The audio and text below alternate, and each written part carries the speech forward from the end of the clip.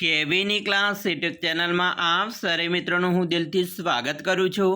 આજે વિદ્યાર્થી મિત્રો વાત કરવાના છીએ ધોરણ 11માં આપણી પ્રથમ વાર્ષિક પરીક્ષા ગુજરાતી વિષયની જે ઓક્ટોબર માસમાં લેવામાં આવનાર છે તેની નવી બ્લુપ્રિન્ટ આવી ગઈ છે અને સાથે પેપરની પણ સમજ આપણે આ વિડીયોમાં સચોટ માહિતી મેળવવાના છીએ। તો ચાલો વિદ્યાર્થી મિત્રો વિડીયોની શરૂઆત કરીએ। તેના પહેલાં તમે ખાસ ચેનલમાં નવા આવેલા હશો तो विद्यार्थी मित्रों चैनल ने अवश्य सब्सक्राइब करी वीडियो ने लाइक और शेर करवानो पण न भूलता। धोरण 11 में अपनी गुजराती विषय प्रथम जो भाषा अंदर शैक्षणिक वर्ष 2024-25 अंतर्गत प्रथम परीक्षा लेवामां आवनार छे। ते मित्रों कुल पेपर 50 गुणनो छे अने 2 कलाकनी अंदर आ पेपर पूर्ण करवानुं छे। विद्यार्थी मित्रों प्रश्नना प्रकार प्रमाणे गुणभाરની વાત કરીએ तो સૌપ્રથમ हेतुलक्षी प्रकारना प्रश्नों मित्रों कुल तमने अहींया 22 विकल्प साथे पूछवामां आवशे अने फरजियात तमारे 21 लखवाना छे। बराबर विकल्पना 21 मित्रों आना कुल गुण 15 छे। अमुक प्रश्न मित्रों 1/3 पण हशे। बीजू अति टूंक जवाबी प्रश्नों तो अहीं मित्रों तमने 14 विकल्प साथे छे अने 13 फरजियात छे जेना एक प्रश्नना 1 गुण एटले के 13 प्रश्न पूछवामां आवशे अने 13 एना गुण छे। त्रीजो टूंक जवाबी प्रश्न तेमां मित्रों एक प्रश्नना 2 गुण छे एम 3 प्रश्न पूछाशे जेना 6 गुण छे।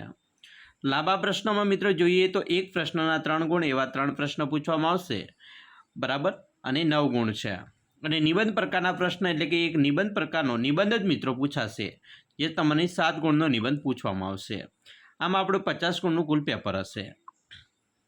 मित्रों पद्य विभागनी वात करीए तो ते 10 गुणनो हशे। गद्य विभाग पण 10 गुण, व्याकरण विभाग 10 गुण, अर्थग्रहण 10 गुण अने लेखन सज्जता एम दरेक विभागमां मित्रों 10-10 गुणनुं हशे। आवा 5 विभाग हशे। विद्यार्थी मित्रों प्रश्ननुं जे पत्रनुं माळखुं छे एनी वात करीए। बराबर हमणां तमने वात करी दीधी विभाग वाइज जे गुण छे बराबर एनी वात करी। तमारो अभ्यासक्रम जोईए तो अभ्यासक्रम जून थी सप्टेम्बर मास सुधीनो रहेवानो छे।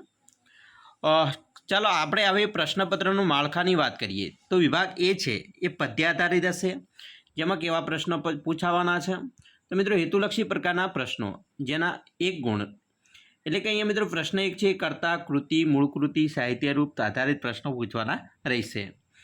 बराबर आपेल विकल्पमांथी योग्य विकल्प पसंद करी उत्तर लखवानो छे एटले के विकल्प आधारित हशे। तमने 4 विकल्प आपेला हशे। प्रश्न नंबर 2 અને 3 छे ए तमारे मित्रों एक वाक्यमां उत्तर लखवाना छे जेनो 1 गुण रहेशे। प्रश्न 4 અને 5 एमां 3-4 वाक्यमां उत्तर लखवाना छे जेना 2 गुण रहेशे। प्रश्न 6 एनी अंदर मित्रों सविस्तर उत्तर लखवाना छे जेना 3 गुण हशे। अने प्रश्न मित्रों 7 है। बराबर तो अहीं प्रश्न 7 है तमने एक अथवामां आपेलो हशे। एना पछी विभाग बी नी वात करीशुं गद्य आधारित जेमां प्रश्न 8 है तेमां हेतुलक्षी उत्तर आपवाना हशे। बराबर कर्ता कृति मूळ कृति एवी रीते। प्रश्न नंबर 9 અને 10 है ते मित्रों विकल्प आधारित प्रश्नों हशे। प्रश्न 11-12 ए एक वाक्यमां उत्तर लखवाना हशे 2 गुणमां। प्रश्न 13 है 3-4 वाक्यमां उत्तर लखवाना छे अने प्रश्न 14 अथवामां हशे जे सविस्तर उत्तर आपवाना छे। एना पछी विभाग सी ए व्याकरण विभाग हशे जेमां प्रश्न 15, 16 અને 17 एमां 2-2 समानार्थी शब्द पूछवामां आवशे। पछी प्रश्न 18, 19 ने 20 एमां मित्रों 2 वाक्यमां रेखांकित शब्दोनो विरोधी शब्द लखी वाक्यनो अर्थ बदलाय नहीं ते रीते वाक्य फरीथी लखवानुं कहीशे जे मित्रों तमने अहींया अर्धो गुण आपवामां आवशे 0.5 एटले के 3 प्रश्न छे एमांथी 2 प्रश्न फरजियात लखवाना हशे। पछी 21 થી 23 सुधीनो छे एमां शब्द समूह आवशे 2 शब्द समूह लखवाना छे। एकनो अर्धो गुण है मित्रों शब्द समूह माटे। पछी तळपदा शब्द तेनी अंदर पण मित्रों 24मो અને 25मो प्रश्न हशे तेमां पण मित्रों अर्धो गुण आपवामां आवशे। एना पछी 26मो અને 27मो प्रश्नमां जोडणी लखवानी छे जेनो पण अर्धो गुण है। प्रश्न 28, 29मां शब्दनो अर्थभेद लखवानो छे तेनो पण अर्धो गुण है। पछी मित्रों रूढ़िप्रयोग है 30मो प्रश्न है तमने 2 रूढ़िप्रयोग आपशे एक अथवामां आवशे जेनो 1 गुण रहेशे। अने प्रश्न 31 में मित्रों प्रति सुधारो, 32 में संयोजक शोधो, 33 में मित्रों विभक्ति प्रकार और 34 में संयोजक मूको। बराबर अहींया तमने बराबर कोईपण मित्रों 3 पूछवामां आवशे जेना मित्रों 3 गुण है। विभाग डी नी बात करिए अर्थग्रहण है तेनी अंदर मित्रों तमने प्रश्न नंबर 35, 36 एटले के 35 થી 38 ये पद्य आधारित आपेल प्रश्नों है एमांथी उत्तर लखवाना है। पछी प्रश्न 39 થી 42 में गद्य आधारित प्रश्नों है। પ્રશ્ન નંબર 43 વિરામચિહ્ન બે વાક્યમાં યોગ્ય વિરામચિહ્ન દર્શાવી ફરી વાક્ય લખવાનું આવશે. વિભાગ ઈની વાત કરીએ, લેખન સજ્જતા છે, તેમાં 44મો પ્રશ્ન વિચાર વિસ્તારનો છે. 45મો મિત્રો તમને 3 નિબંધ આપવામાં આવશે, તેમાંથી કોઈ પણ એક જ નિબંધ લખવાનો છે જેના 7 ગુણ છે. તો આવી રીતે તમારું માળખું છે.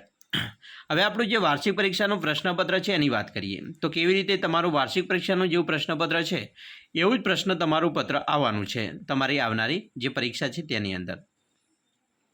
તો અહીંયા મિત્રો તમે જોઈ શકો છો, બરાબર. જેમ કે વિભાગ એ છે એમાં પદ્ય આધારિત, તો એવા તમને હેતુલક્ષી પ્રકારના પ્રશ્નો બરાબર આવા પૂછાશે. સીમ અને ઘર કાવ્યનો સાહિત્ય પ્રકાર, સહી નથી ગઝલકારનું પૂરું નામ, કવિ ભાલણને કયું બિરુદ આપવામાં આવ્યું છે, બરાબર. આવા હેતુલક્ષી પ્રકારના પ્રશ્નો પૂછાશે.